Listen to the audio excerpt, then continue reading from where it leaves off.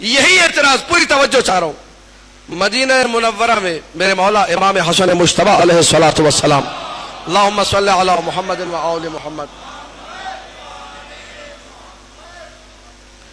ایک خچر پہ سوار نکلے، خچر پر سوار ہو کر روانہ ہوئے،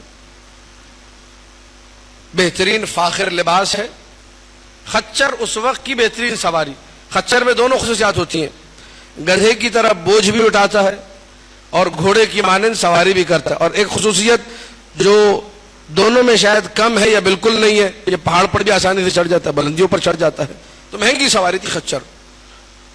اور یہ بھی ایک جملہ سماعت فرما لیجیے، دلدل بھی خچر تھا، گھوڑا نہیں تھا۔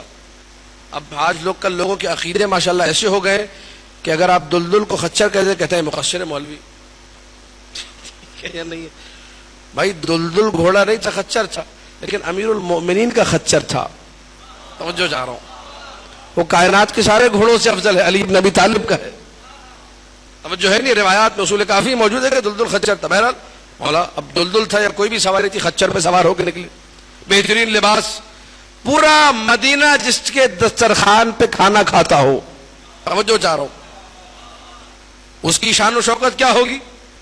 نکلے کوچے بنی ہاشم سے، ایک یہودی خاک پہ لیٹا ہوا تھا۔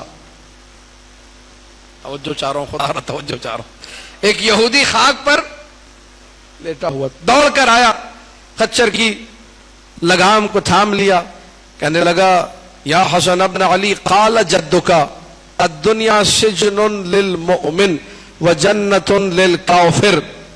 توجہ چاہ رہا ہوں، انا الکافر وانت المؤمن۔ بڑی توجہ، بڑی توجہ۔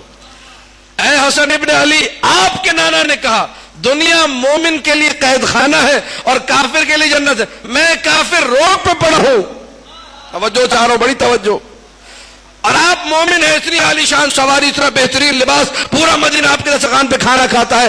ادھر اس نے اعتراض کیا، خدا را معرفت نفس رکھو، اپنے آپ کو پہچانو، تم یہاں کے لیے نہیں وہاں کے لیے بنے ہو، تم آج کے لیے نہیں کل کے لیے بنے ہو۔ مولا نے جواب دیا مسکرا کر، کہا کہ اے یہودی، میرے جد نے سچ کہا ہے، اگر تو دیکھ لے میں وہاں کن جنتوں کا مالک ہوں، کن جوانان جنت کا سردار ہوں، تو فوراً کہے گا اے حسن ابن علی، آپ یہاں قید میں ہیں، اور اگر تجھے دکھائی دے تجھے وہاں کسی جہنم میں پھینکا جائے گا تو اس کو جنت سمجھے گا۔ توجہ ہے یا نہیں ہے؟